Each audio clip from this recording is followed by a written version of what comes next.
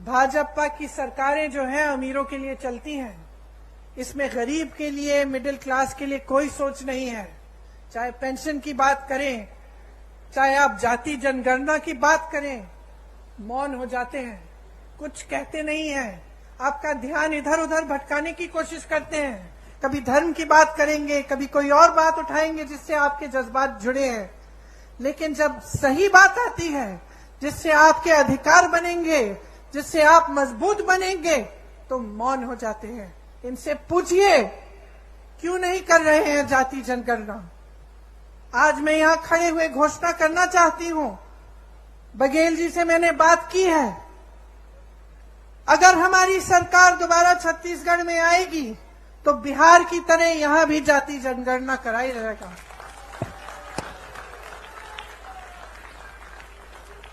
बिहार में आपने देखा है, बिहार में आंकड़े आपने देखे हैं, 84% ओबीसी, एससी, एसटी के लोग हैं। मैं आपसे आज पूछना चाहती हूं कि बड़े बड़े पोस्ट में, बड़े बड़े अधिकारियों के जहां जहां सत्ता है, वहां क्या 84% ओबीसी, एससी, एसटी के लोग हैं? जवाब दीजिए, हैं?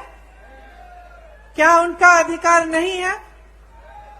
तो जाति जनगणना क्यों नहीं हो सकती? होनी चाहिए।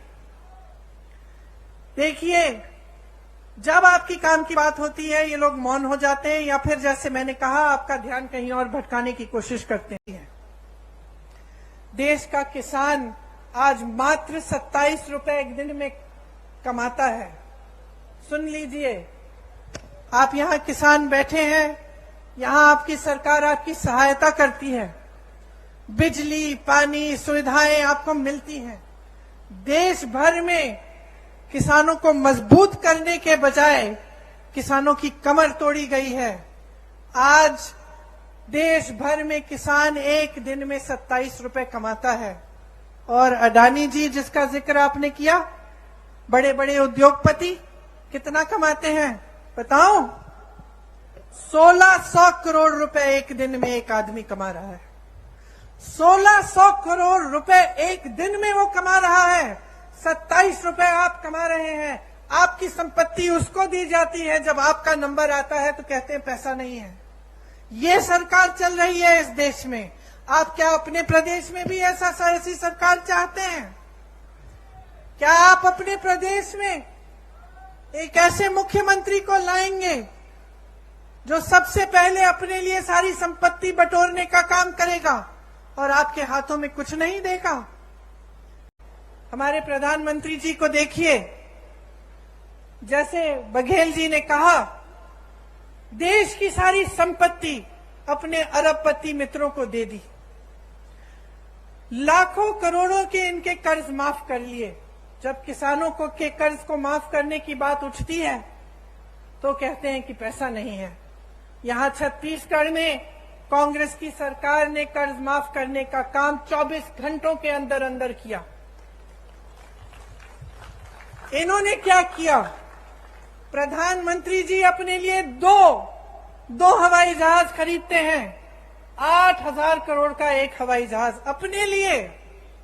सुन लीजिए, 20,000 करोड़ का नया संसद बनाते हैं, जबकि एक अच्छा खासा संसद हमारे देश में है। 27,000 करोड़ का एक यशोभूमि नया बड़ा हॉल बनता है। 27,000 करोड़ का। और जब ओपीएस की बात होती है, पेंशन की बात होती है, आप सरकारी कर्मचारी हैं, यहां खड़े हैं, जब आपके पेंशन की बात होती है तो क्या जवाब देते हैं? कहते हैं कि पैसा नहीं है। तो अपनी शान बढ़ाने के लिए, अपनी आन बान शान बढ़ाने के लिए, बड़ी बड़ी इमारतों को बनाने के लिए पैसा है। अपने उद्योगपति दोस्तों के कर्ज माफ करने के लिए पैसा है। अपनी देश की संपत्ति को अपने उद्योगपति दोस्तों को सौंप सकते हैं। लेकिन आपका पेंशन नहीं दे सकते जो आपकी मांग है।